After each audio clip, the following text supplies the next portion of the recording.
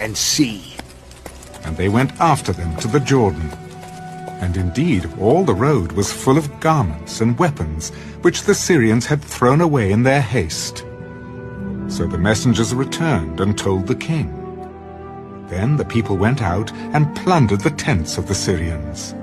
So a seah of fine flour was sold for a shekel, and 2 seahs of barley for a shekel, according to the word of the Lord. Now the king had appointed the officer on whose hand he leaned to have charge of the gate. But the people trampled him in the gate, and he died, just as the man of God had said, who spoke when the king came down to him. So it happened, just as the man of God had spoken to the king. 2 seahs of barley for a shekel, and a seah of fine flour for a shekel, shall be sold tomorrow about this time in the gate of Samaria. Then that officer had answered the man of God, Now look, if the Lord would make windows in heaven, could such a thing be? And he had said, In fact, you shall see it with your eyes, but you shall not eat of it. And so it happened to him. For the people trampled him in the gate, and he died. 2 Kings, chapter 8.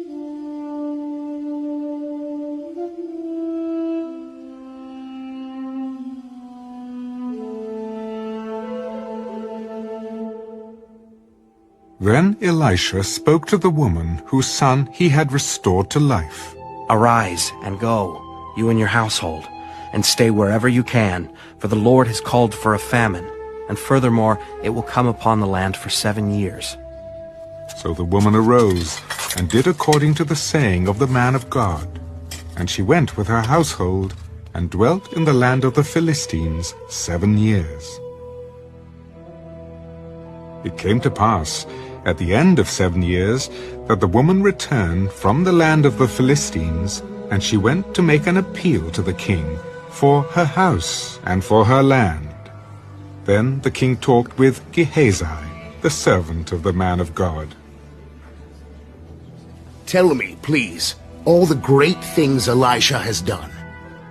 Now it happened, as he was telling the king how he had restored the dead to life, that there was the woman whose son he had restored to life, appealing to the king for her house and for her land.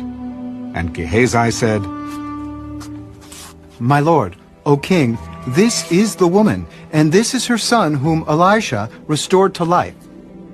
And when the king asked the woman, she told him. So the king appointed a certain officer for her. "Restore all that was hers, and all the proceeds of the field from the day that she left the land until now." Then Elisha went to Damascus, and Ben-Hadad, king of Syria, was sick. And it was told him, "The man of God has come here. Take a present in your hand, and go to meet the man of God, and inquire of the Lord by him, saying, Shall I recover from this disease?" So Hazael went to meet him, and took a present with him of every good thing of Damascus, 40 camel loads. And he came and stood before him. Your son Ben-Hadad, king of Syria, has sent me to you, saying, Shall I recover from this disease? Go, say to him, you shall certainly recover. However, the Lord has shown me that he will really die. Then he set his countenance in a stare until he was ashamed, and the man of God wept. And Hazael said, Why is my lord weeping? Because I know the evil that you will do to the children of Israel. Their strongholds you will set on fire, and their young men you will kill with the sword. You will dash their children and rip open their women with child. But what is your servant, a dog, that he should do this gross thing? The Lord has shown me that you will become king over Syria. Then he departed from Elisha, and came to his master, who said to him, What did Elisha say to you? He told me you would surely recover. But it happened on the next day that he took a thick cloth and dipped it in water and spread it over his face so that he died, and Hazael reigned in his place. Now, in the 5th year of Joram, the son of Ahab, king of Israel, Jehoshaphat having been king of Judah, Jehoram, the son of Jehoshaphat, began to reign as king of Judah.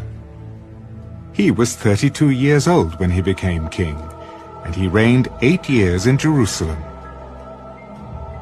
And he walked in the way of the kings of Israel, just as the house of Ahab had done. For the daughter of Ahab was his wife, and he did evil in the sight of the Lord. Yet the Lord would not destroy Judah, for the sake of his servant David, as he promised him to give a lamp to him and his sons forever. In his days Edom revolted against Judah's authority, and made a king over themselves. So Joram went to Zair, and all his chariots with him.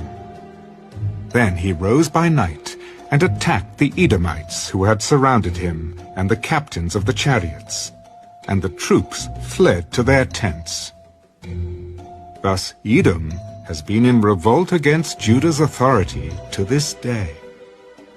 And Libnah revolted at that time. Now the rest of the acts of Joram, and all that he did, are they not written in the book of the Chronicles of the kings of Judah? So Joram rested with his fathers, and was buried with his fathers in the city of David. Then Ahaziah his son reigned in his place. In the 12th year of Joram the son of Ahab, king of Israel, Ahaziah the son of Jehoram, king of Judah, began to reign. Ahaziah was 22 years old when he became king, and he reigned 1 year in Jerusalem.